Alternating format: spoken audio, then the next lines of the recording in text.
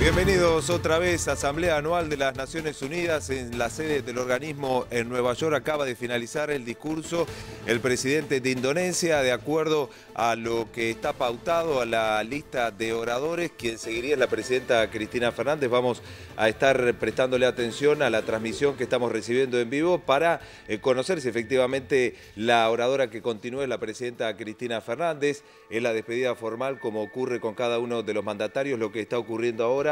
Tras sus discursos, luego la palabra del representante de las Naciones Unidas que está llevando adelante esta asamblea anual y anuncia ahora un discurso de la excelentísima señora Cristina Fernández de Kirchner. Efectivamente, la presidenta Cristina Fernández de la República Argentina. La siguiente oradora. Al representante de protocolo que acompañe a su excelencia. En la asamblea anual, así el protocolo va a acompañar a la presidenta Cristina Fernández al estrado para que se siente, así la vemos ya ingresar al recinto. La presentación formal que están haciendo las Naciones Unidas, esperando el discurso de la presidenta Cristina Fernández en ese asiento como lo hace cada uno de los mandatarios antes de acercarse al atril y comenzar con su discurso previo a esta presentación oficial. Ahora viene sí la invitación y la orden para que la presidenta se acerque al atril y comienza. Lo escuchamos. Señoras y señores jefes y jefas de las distintas delegaciones que conforman Naciones Unidas, señoras y señores jefes y jefas de las distintas delegaciones que conforman Naciones Unidas, quiero dirigirme a ustedes en un momento muy particular, no solamente del mundo, sino también de mi país. Quiero comenzar reflexionando sobre las palabras con que abrió esta asamblea número 69 su secretario general, el señor Ban Ki-moon. Repasó parte o gran parte de los problemas, de las tragedias, de las calamidades que hoy conmueven al mundo. Y creo, si mal no recuerdo, que textualmente afirmó que estas turbulencias, así las definió, que hoy sacuden al mundo, ponen en peligro la multilateralidad. Yo creo sinceramente que gran parte de los problemas que hoy tiene el planeta, en lo económico y financiero, en materia de terrorismo y de seguridad, en materia de fuerza e integridad territorial, en materia de guerra o de paz, se debe precisamente a lo contrario, a la ausencia de una multilateralidad efectiva, concreta y democrática. Por eso, quiero especialmente hoy comenzar agradeciendo y felicitando a esta Asamblea General por la sanción de la resolución número 68/304 que se produjera el pasado 9 de septiembre, por el cual se decidió por fin, por amplia mayoría de 124 votos positivos, abocarse esta Asamblea a la construcción de una convención multilateral que genere un marco jurídico regulatorio en materia de reestructuración de deudas soberanas de todos los países. Una tarea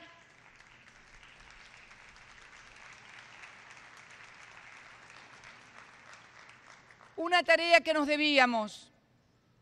Yo he concurrido a esta asamblea desde el año 2003, primero como senadora, luego a partir del año 2007 como presidenta, y siempre veníamos reclamando la reformulación de los organismos de los consejos de seguridad, como también del Fondo Monetario Internacional.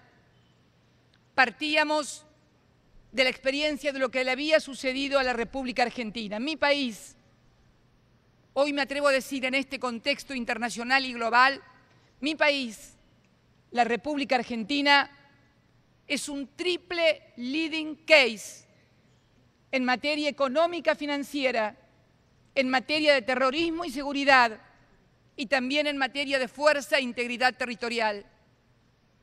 En lo primero, en lo que hace una crisis económica financiera que se disparó para el resto del mundo a partir del año 2008 y que aún persiste y que ahora comienza a amenazar a las economías emergentes, quienes hemos sostenido durante la última década el mayor crecimiento económico. Me refiero que esa crisis del año 2008 mi país la vivió en el año 2001, cuando se produjo el default de deuda soberana más importante del que se tenga memoria. En aquel momento, la República Argentina había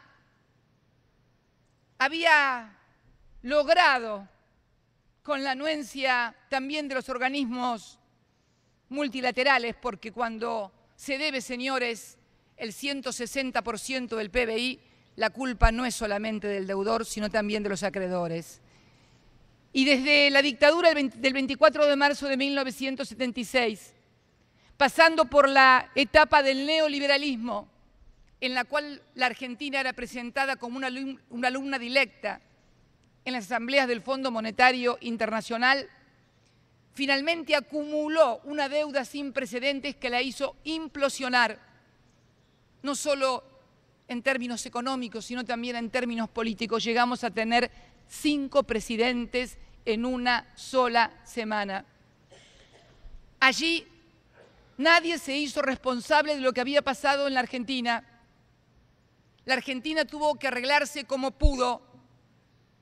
Y en el año 2003, un presidente que había llegado al gobierno únicamente con el 22% de los votos, a los pocos meses de asumir, se presentó en esta asamblea y sostuvo que era necesario generar un modelo de desarrollo y crecimiento para el país, para que el país pudiera hacer frente a sus deudas, porque sostuvo, en una metáfora más que interesante, que los muertos no pagan sus deudas y que es necesario que los países puedan vivir, desarrollarse y crecer para hacer frente a sus obligaciones. Pero también sostuvo que ese nivel de deuda, vuelvo a repetir, 160% del PBI, no era solamente responsabilidad del país, que asumíamos como país el haber adoptado políticas que nos habían impuesto, que asumíamos nuestra responsabilidad, pero que también pedíamos y pretendíamos que los organismos multilaterales como el Fondo Monetario Internacional y los propios acreedores que habían prestado a tasas usurarias, en aquel momento se le reconoció hasta el 14% en dólares a quienes depositaban en la República Argentina, también asumieran parte de la responsabilidad de ese endeudamiento. Y ese hombre que asumió con el 22% de los votos, el 25% de desocupación, con el 54% de pobreza y 27% de indigencia, sin educación, sin salud, sin seguridad, al cabo del tiempo, con un modelo de desarrollo y crecimiento, pudimos no solamente generar millones de puestos de trabajo, millones de nuevos incluidos en el sistema previsional, jubilados y pensionados, generar una participación de 6 puntos del Producto Bruto destinado a la educación, destinar ingentes sumas de dinero a la infraestructura del país en materia de caminos, escuelas, centrales nucleares, centrales hidroeléctricas, generación de redes de agua, de gas, de electricidad que hoy cruzan todo el país, en un proceso de inclusión social sin precedentes que nos hizo reducir la pobreza y la indigencia a un solo dígito y que hoy el propio Fondo Monetario Internacional reconoce que el crecimiento económico realizado por la Argentina entre el año 2004 y 2011 es el tercero a nivel global en calidad de crecimiento, solamente superados por Bulgaria y por China, siendo en la región latinoamericana hoy el de mejor calidad de crecimiento y también el de mejor poder adquisitivo del salario de nuestros trabajadores y del mejor ingreso previsional. Y todo esto lo hemos logrado también haciéndonos cargo de la deuda que otros generaron, porque bueno también es recalcarlo, que nuestros gobiernos no fueron los que declararon el default, tampoco fueron los que lo endeudaron. Fuimos sencillamente los que nos hicimos cargo como correspondía y pagamos desde el año 2003 a la fecha más de 190.000 millones de dólares. Repito la cifra, más de 190.000 millones de dólares, porque reestructuramos la deuda defaulteada con el 92,4% de los acreedores en dos canjes de deuda. Uno, el que realizó el presidente Kirchner en el año 2005. Otro, el que realizó esta presidenta en el año 2010. Lo cierto es que logramos que el 92,4% de los acreedores de la Argentina regularizaran su situación y desde allí se comenzó a pagar regularmente, no solamente allí, sino que también pagamos totalmente la deuda del Fondo Monetario Internacional que venía sosteniéndose con bicicleta financiera permanente a través de los denominados stand-by y pudimos también cancelar la deuda total con el Fondo Monetario Internacional. También, hace pocos meses, concluimos también la negociación de una deuda que databa desde el año 1956 con el Club de París. Para que ustedes tengan una idea, esta presidenta tenía 3 años cuando esa deuda comenzó a generarse y el ministro de Economía de mi país, que discutió la reestructuración y la renegociación de esa deuda con el Club de París, no había nacido en el año 1956. Y sin embargo llegamos a un acuerdo con 19 ministros de Economía de la Unión Europea para finalmente reestructurar la deuda y ya pagamos la primera etapa de 642 millones de dólares. Tampoco termina allí. Logramos también regularizar la situación de los juicios del CIADI en el Banco Mundial, juicios que realmente habían comenzado no por actos o acciones cometidos durante nuestros gobiernos, sino por acciones de gobiernos anteriores que terminaron demandándose ante el Tribunal del Banco Mundial.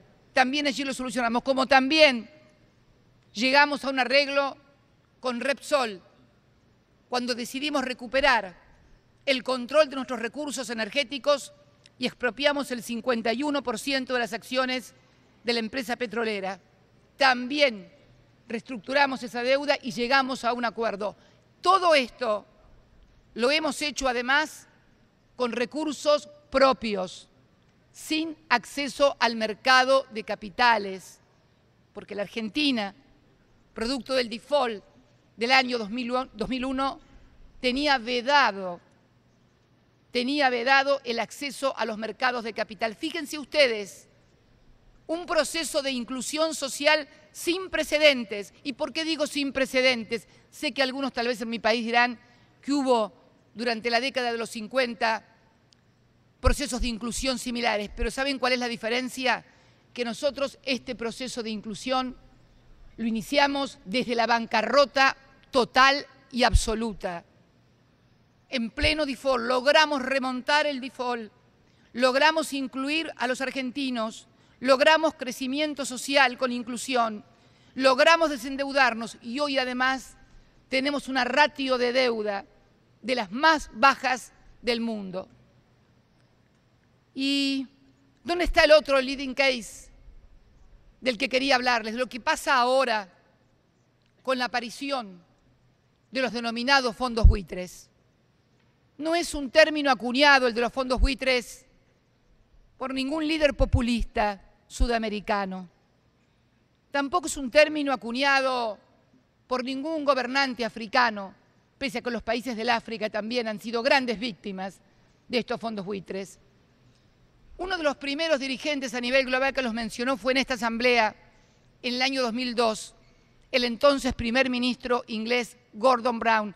Puede estar la versión taquigráfica por ahí para ser controlada y registrada, donde los mencionó como algo indigno moralmente, que restan esfuerzos a todos los países para hacer frente a los verdaderos problemas de la pobreza, de la salud y la educación. Y hoy, Argentina, con la complicidad del sistema judicial de este país, está siendo acosada por estos fondos buitres. ¿Quiénes son estos fondos buitres? El 1% de los que no entraron a la reestructuración que hicimos en el 2005.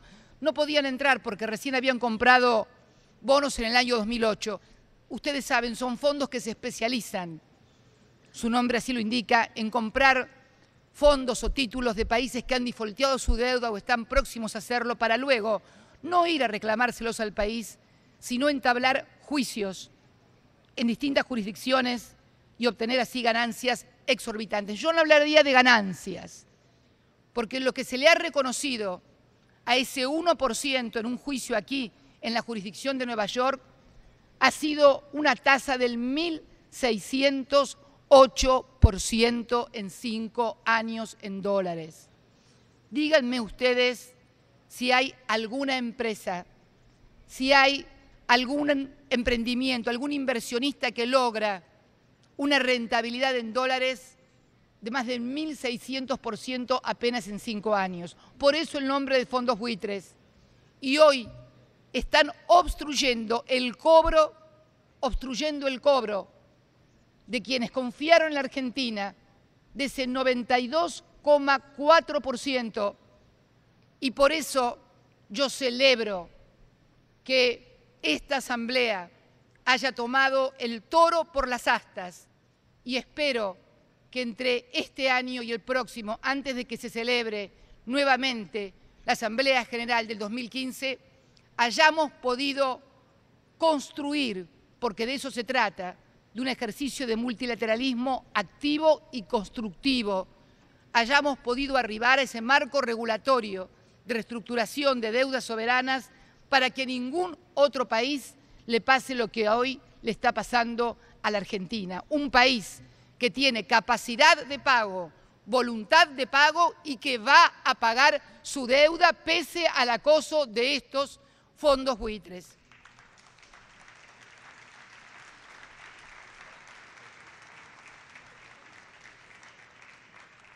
Fondos buitres que además amenazan y hostigan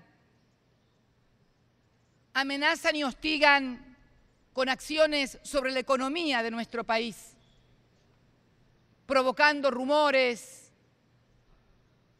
infamias y calumnias, desde lo personal hasta lo económico y financiero, de modo tal de actuar como verdaderos desestabilizadores de la economía, casi una suerte de terrorismo económico y financiero, porque no solamente son terroristas los que andan poniendo bombas, también son terroristas económicos los que desestabilizan la economía de un país y provocan pobreza, hambre y miseria a partir del pecado de la especulación.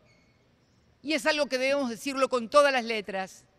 Por eso abogamos fuertemente porque ese convenio multilateral alumbre con prontitud, con celeridad, no por la Argentina, sino por el resto del mundo y porque además creemos que un equilibrio económico y financiero que ataque las desigualdades económicas y sociales entre los países y adentro de cada una de las sociedades va a ser también un gran antídoto contra aquellos que reclutan jóvenes porque no tienen esperanzas, porque no tienen futuro y los enrolan en cruzadas locas que luego todos tenemos que lamentar. No podemos solamente ver la superficie de los fenómenos. Tenemos también que adentrarnos profundamente en las causas que movilizan. Y también hablaba de mi país como un triple leading case, también en materia de terrorismo y seguridad. Y también mi país, el único país junto a Estados Unidos de Norteamérica en todo el continente americano que fue objeto de atentados terroristas. 2 atentados terroristas, uno en el año 92, cuando se voló la embajada de Israel, y segundo en 1994, cuando se voló la sede de la AMIA. Este año se cumplen 20 años de la voladura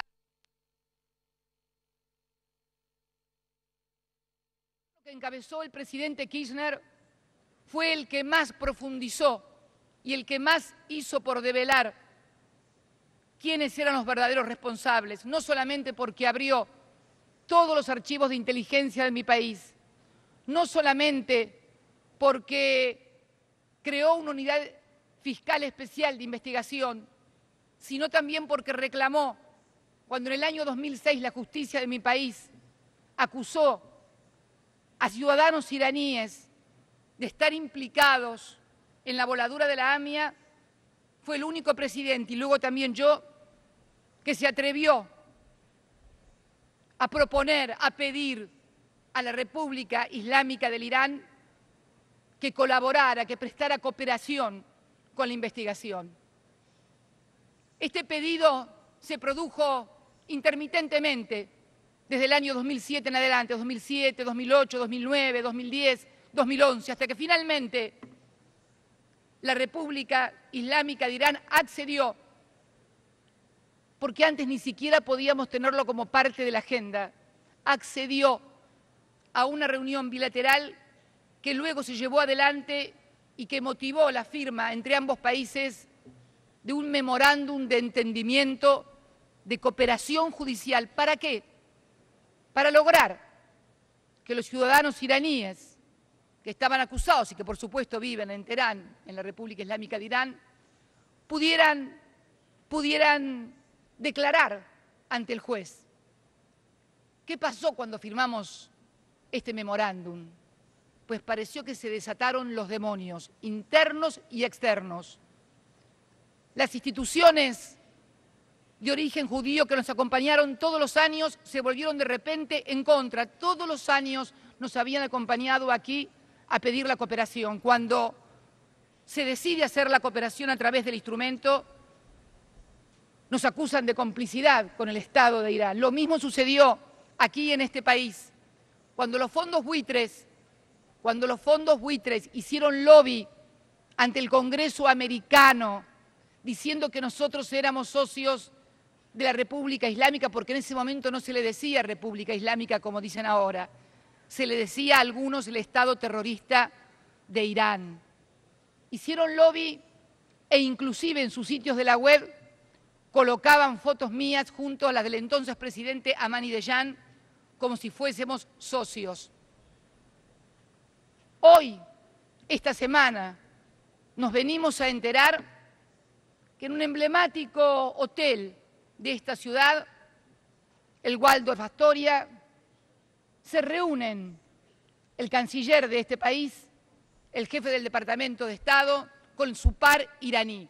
No tenemos críticas para ellos, al contrario, todo lo que sea diálogo, todo lo que sea entendimiento, nos parece muy bien. Lo que sí nos gustaría preguntarles a los que acusaban a Irán y los calificaban de terroristas el año pasado, no estoy hablando de hace un siglo, el año pasado, ¿qué dirán hoy?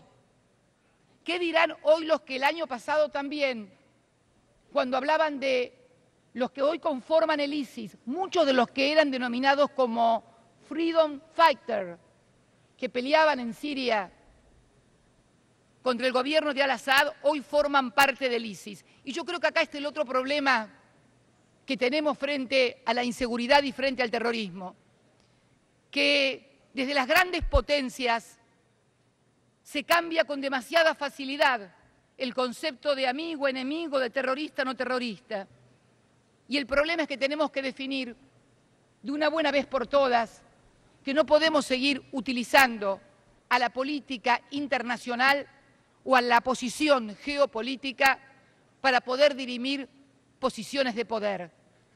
Y lo digo desde ser una militante contra el terrorismo internacional e inclusive, como nota de color, se está tramitando también en la justicia de mi país una amenaza que me ha llegado aparentemente del ISIS, por dos razones. Una, por mi cercanía con su santidad, el Papa Francisco, y la otra, porque reconozco la necesidad de la existencia de dos estados como es el de Israel y el de Palestina, que dicho sea de paso, vuelvo a reclamar, por favor, a esta Asamblea el definitivo reconocimiento de Palestina como un estado más integrante, pleno de esta Asamblea. Allí vamos a empezar a desatar algunos de los nudos gordianos. No hay un solo nudo gordiano, son varios. Allí vamos a empezar a desatar algunos de los nudos gordianos de la cuestión de Medio Oriente, el reconocimiento del Estado de Palestina, el derecho de Israel a vivir en sus fronteras, pero también el derecho de Palestina a que no se utilice contra ellos el uso desproporcionado y desmedido que ha provocado la muerte de cientos de niños y mujeres, cosa que condenamos, como condenamos también a aquellos que atacan con misiles a Israel. Fundamentalmente, creemos que en épocas de buitres económicos y halcones de la guerra necesitamos más palomas de la paz para construir un mundo más seguro. Necesitamos más respeto al derecho internacional, necesitamos más igualdad de tratamiento entre los que estamos aquí sentados. Porque también escuché por parte de un mandatario hoy por la mañana hablar del uso de la fuerza para atentar contra la integridad territorial o para no respetar la integridad territorial de un país. Aquí también la República Argentina es living case, porque también tenemos pendientes desde hace más de 100 años con el Reino Unido el reclamo de soberanía y el reclamo de esta Asamblea para que se siente el Reino Unido con Argentina a discutir la cuestión soberana de Malvinas. Allí nadie se preocupa, allí no hay ningún veto del Consejo de Seguridad, porque lo que pasa es que la Argentina no forma parte del Consejo de Seguridad ni de las naciones que deciden en el mundo. Y mientras esto suceda, mientras valga más el voto de los 5 permanentes que están sentados en el Consejo de Seguridad que el voto de la Costa de Marfil, o de Ghana, o de Kenia, o de Egipto, o de Uganda, o de la Argentina, o de Bahrein, o de Emiratos Árabes, nada se va a solucionar, solamente serán discursos que daremos acá todos los años sin que arribemos a ninguna solución. Debemos luchar, esta Asamblea debe retomar los poderes que ha delegado en un Consejo que luego, casi parece una paradoja, la Asamblea tiene que pedirle permiso al Consejo para ver qué es lo que decide o si entra algún miembro. Cuando debemos rescatar que es esta Asamblea, la soberana, la de Naciones Unidas, donde cada uno de nosotros valemos un voto, la verdadera democracia global. Cuando esta democracia global se cumpla a rajatabla, no digo que se va a solucionar absolutamente toda, pero creo que va a haber principios de solución.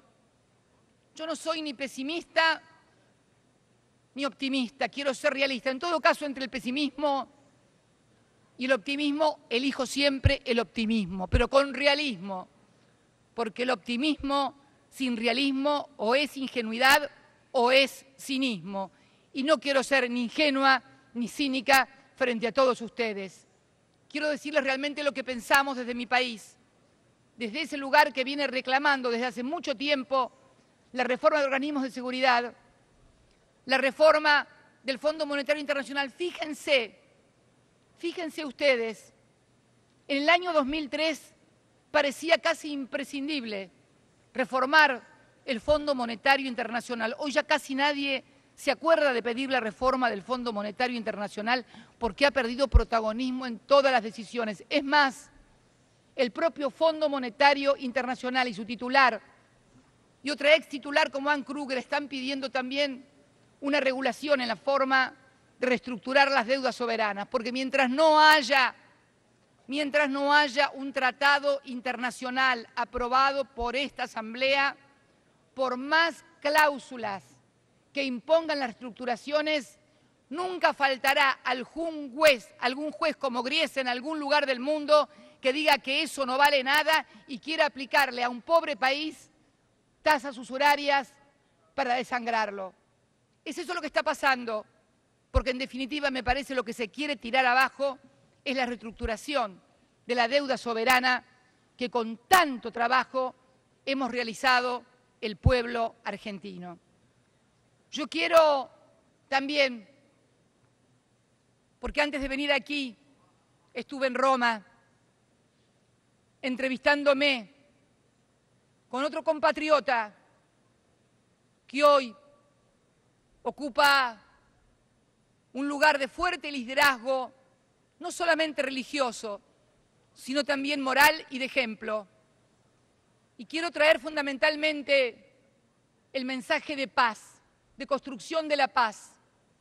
Si queremos realmente combatir al terrorismo, trabajemos por la paz. No se combate al terrorismo haciendo sonar los tambores de la guerra. Al contrario, es lo que quieren precisamente, una reacción simétrica para que entonces, vuelta a comenzar la rueda, siempre haya un crédito de sangre que reclamar.